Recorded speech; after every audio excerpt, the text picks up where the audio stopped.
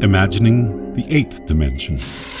As we continue to add dimensions, the orthogonal hypercube projections that we're looking at here with each new dimension become increasingly ornate and, dare I say it, more Mandela-like. Another eight-dimensional shape that we've looked at with this project is Garrett Lisi's E8 rotation. Lisi created a huge stir in the physics world with a new proposal for what he calls an exceptionally simple theory of everything that uses E8, a complex eight-dimensional pattern with 248 points. As visually appealing as this shape might be, its implications are startling. Lisi has demonstrated that there is a way to place the various forces and elementary particles, including their possible quantum spin values, on E8's 248 points. Rotating Lisi's model in various ways reveals the explanation for a variety of interactions, some of which, like the clustering of quarks into families of three, are natural outcomes from this structure. Some points in his model are currently occupied by particles which have been theorized but which have yet to be seen, and there is hope that the Large Hadron Collider in Switzerland may someday reveal some of those particles. Whether Garrett Lisi's theory proves the existence of higher dimensions or not is open to interpretation.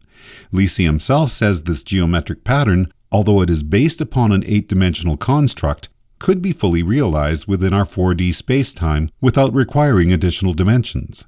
On the other hand, in a New Scientist magazine article, string theorist Sabine Hossenfelder of the Perimeter Institute for Theoretical Physics points out that this could be complementary to string theory, which she says also uses E8 to describe the Calabi-Yau manifold, the extra-dimensional shape that string theorists say our universe is derived from. Lisi also acknowledges that this is not a finished theory but a work in progress, and that there are still some deficiencies in his model that need further refinement.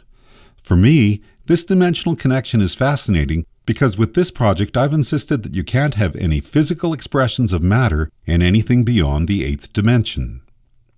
A commonly asked question about this project is, if our universe and every other universe can be thought of as points or perhaps positions within a multiverse landscape, and in this way of visualizing the dimensions we get to that landscape by the time we're in the seventh dimension, then why do we need to think about any more dimensions beyond that? To my way of thinking, you can express the same concern about every definition of every single dimension, and the arguments have to keep coming back to, what are we missing within this current dimension? For instance, people say that the third spatial dimension is really all you need because no matter what other universe you imagine, it should have a third-dimensional expression. Or there are people who say all we need is space-time, because by the time you have the third dimension plus time, which gives the third dimension a way to change from state to state, then you can imagine every single possible universe strung end-to-end within infinite space-time. And because that string of all possible states is infinite, you will eventually get to every possible universe. Or you can have people who say space-time plus its probabilistic outcomes, whichever its many worlds interpretation says are orthogonal or at right angles to space-time, leading to my conclusion that these branches are in the fifth dimension, gives you everything you need to imagine every possible universe. From there, I've proposed that the branches for our universe, which no amount of chance or choice will allow us to select, like the branches where dinosaurs never became extinct, or the ones where I died in a car accident last year, are in the sixth dimension, and this uses the same logical reasoning that defines any spatial dimension. There always needs to be a new degree of freedom added for us to be able to call what we're talking about a new dimension, and the new dimension allows us to get to something that was unavailable from the previous dimensions. Likewise, I propose that those other universes with different basic physical laws are located in other positions within the seventh dimension and above, and this is why our universe, constrained at its position within the multiverse landscape, never wanders off into one of those other universes. So this is the question: why isn't the seventh dimension as far as we need to go? We have to continue with the logic we've used from the outset. Imagine a point of infinite size in the sixth dimension, and it's much the same as imagining the indeterminate point we started from with our thought experiment. The point encompasses the whole dimension. If we can think of a different point that is not subsumed by that first point, then the point-line plane postulate tells us we found a way to get to the next dimension up. Those 2 points, define a line in the 7th dimension? What if the second point we just imagined represents a universe where the strength of gravity is different from ours? Then the line that passes through those 2 points is like a one-dimensional line, and that line extends through all possible values for gravity. Different positions on that line would include impossible universes, which could not have come into existence because the strength of gravity was above or below a certain threshold needed to allow a physical universe to express itself.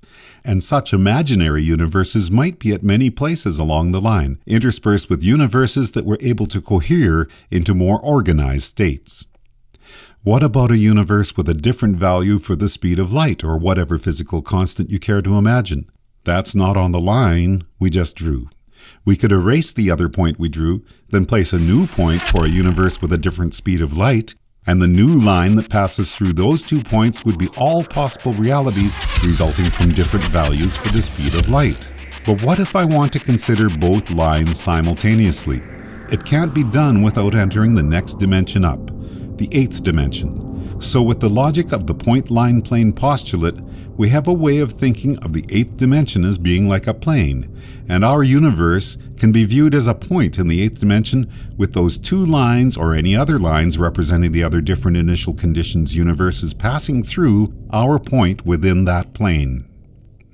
Remember this, with the point-line plane postulate, the point you start from is in dimension x, the line to a different point is in dimension x plus 1, and the plane defined by a third point not on that line is in dimension x plus 2. Having worked through those 3 dimensions, nothing moves or changes about the first point. We're just adding dimensions that allow us to view that starting point from different perspectives. Thinking of our universe as a largest possible point encompassing the phase space of the 6th dimension then, doesn't mean that we can't view the unchanging point from the widening perspective of the 7th or 8th dimension. Quite the contrary, this logic is the accepted approach to visualizing spatial dimensions. Likewise, the idealized shapes we've started each of these entries with, like the octaract at the start of this entry, have an underlying symmetry, where each of the points are equidistant to their adjacent ones in the same way that the adjacent points of a 3D cube are equidistant when viewed within the 3rd dimension. This means that the 8D octaract, like any of the other hypercube shapes, can be placed within a hypersphere with the same number of dimensions, and the other points of the hypercube are pushed apart from the center of the hypersphere symmetrically. The point of indeterminate size can become a sphere occupying as little or as much of the dimension it's placed within. At its largest possible expression, this point becomes a finite but unbounded hypersphere, occupying the entire phase space of the dimension it's within. The rotating shapes we're looking at now are known as the Platonic solids. Pictured here are the tetrahedron, the cube or hexahedron, the octahedron, the dodecahedron, and the icosahedron. Do you see how we can apply this same idea of symmetric points pushed out from a central position? This even includes shapes like the nested tetrahedra we see here on the left, which can be used to create the dodecahedron on the right. Speaking of phase space, here's a link now to a recent New Scientist article about a new paper published by physicist Lee Smolin and others at archive.org, proposing that all possible universes could be contained within an 8-dimensional phase space. To follow the logic we've been pursuing here, the 6-dimensional phase space for our own universe, or any specific universe with locked-in physical laws, would be a subset of an 8-dimensional phase space that encompasses all possible universes. Likewise, it's worth noting that Everett didn't limit his theory of the universal wave function to just our unique universe. So while the phase space of a unique, different initial conditions universe such as ours could be encompassed within the 6th dimension, the logic we followed here shows us that Everett's theory ultimately should be considered from the phase space of the 8th dimension to include the wave function of all those other possible universes. So what's beyond the 8th dimension? The simplest way to take our thought experiment to the next dimension up now is to ask this: how would you jump from the universe with a different value for gravity to the universe with the different speed of light without passing through the intermediate possibilities? To get to that additional degree of freedom, you need the next dimension up. For our 2D Flatlander ant, that was the third dimension. For our fly in the fifth-dimensional garden hose analogy, that freedom to flit from location to location was in this sixth dimension. And for all those different universes considered from the eighth dimension, where do you think we'd achieve this additional degree of freedom? We'll talk about that next time with Imagining the Ninth Dimension.